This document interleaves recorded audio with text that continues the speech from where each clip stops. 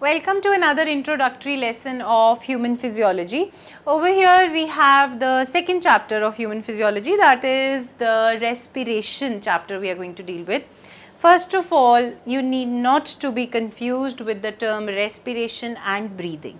Now this human respiration, basically when we talk about this topic, we are dealing with breathing and exchange of gases, because only that concept is physiological. Rest other things are metabolic processes. So first of all, we have the term respiration. We are going to understand about that. What is respiration? Respiration is the metabolic breakdown of the products into simpler forms in the presence of oxygen that takes place inside the cells, okay, and that is known as cellular respiration. I am repeating it again, that respiration is the process in which the nutrients that we take and the metabolites, they undergo breakdown in the presence of gas known as oxygen. Oxygen is required for that respiratory breakdown. Without it, it cannot take place. There are various steps that are involved. They are metabolic processes, they are enzyme mediated processes. In the context of the chapter that we are going to study, we have to deal with breathing. Now what is breathing and exchange of gases? How it is different from cellular respiration? See, each cell is performing the function of respiration, that it takes its nutritional requirement, energy requirement basically. The products are broken down by metabolic process in order to produce energy in the form of ATP, that is cellular respiration, and every cell is doing that. What happens in breathing is that our body is at the system, at the organ system level of classification. If we see it, we have different organ systems which have a particular function to perform. So we have a respiratory system which performs the function of providing oxygen to all cells of the body. That is the function of the respiratory system. Don't get confused with these two terms. Whenever we are talking about human physiology and we are talking about respiration, it has nothing to do with cellular respiration. It is dealing with that organ system level of the body mechanism, where the body has made such an arrangement so that every cell is provided with oxygen that is required for this cellular respiration. So that is why we often use terms breathing and respiration interchangeably. So we have breathing that is different from the cellular respiration. Now what would be the scope of topic when we study this chapter? There would be a human respiratory system that is dealing with breathing and exchange. Don't get confused, yet again I am repeating.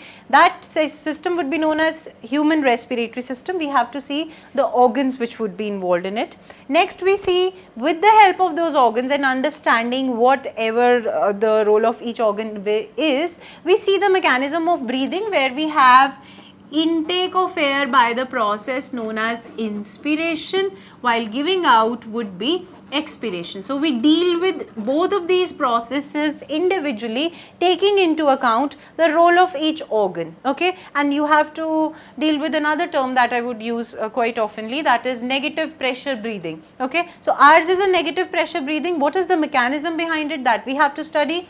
Next, once we are aware of how breathing takes place, we have to see the volumes and capacities which are present inside the human lungs, okay. Two lungs we have bag-like structures inside each lung. There would be a capacity that it can hold in terms of air I would talk about. Then we have exchange of gases, the gases which are taken inside. The air is inhaled and expired out. What happens, how that gaseous exchange takes place, okay.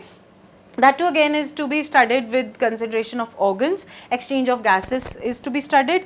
When those gases are exchanged in a well defined pattern, as according to which our physiology works, how those gases are transported from one part, that important part is lungs, how that gas would be transported from the lungs to the different parts of the body, where each cell would take up the oxygen that is required for cellular respiration, that we have to study. And in the end we study the respiratory disorders which would occur in case any of the organs involved in the respiratory system is damaged, and we are going to deal with the various disorders which are caused by bad habits like smoking, occupational disorders, lung cancer, and rest of the diseases would be dealt in the respiratory disorders. So this is all we have to see in this chapter, and by the end of the chapter you would be aware, very well aware, that how the cellular respiration that I talked in the beginning would be different from what all we are going to study, and that would deal with the breathing mechanism and whatever is taken in or thrown out in the process of breathing,